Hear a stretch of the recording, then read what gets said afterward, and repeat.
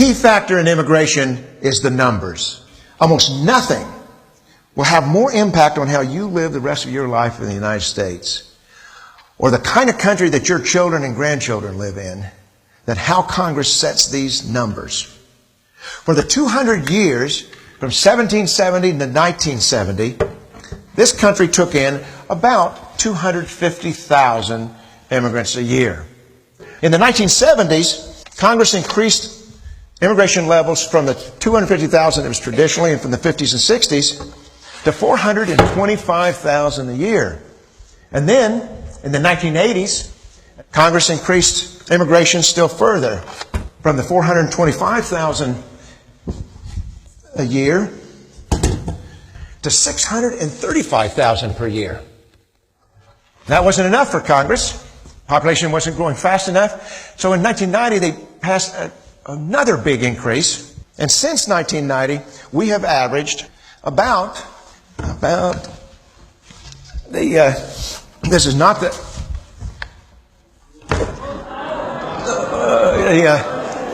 this is really kind of an unsustainable level. Here, let me.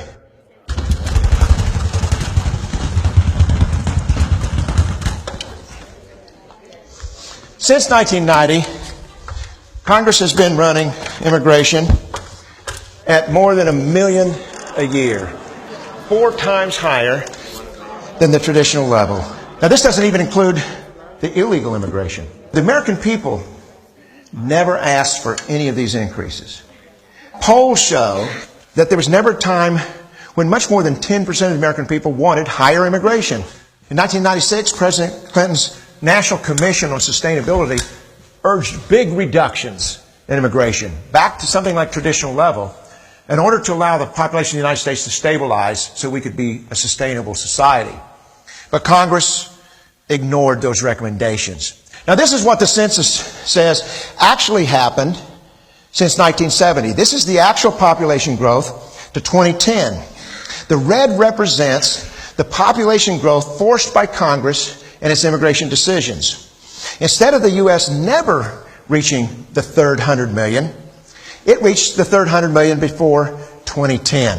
And for the first time in our history, the majority of our population growth came from new immigrants and the births to immigrants. Using Census Bureau projections of fertility and mortality, I would like to know what lies in our future. The fact is, Congress has paid no attention to that future. It generally operates on what's ahead in 1 or 2 years, or maybe the next election cycle. For the most part, our public policy is set without any regard to what it's going to lead to in future generations. They keep the future draped from us. Let's see what's behind that curtain.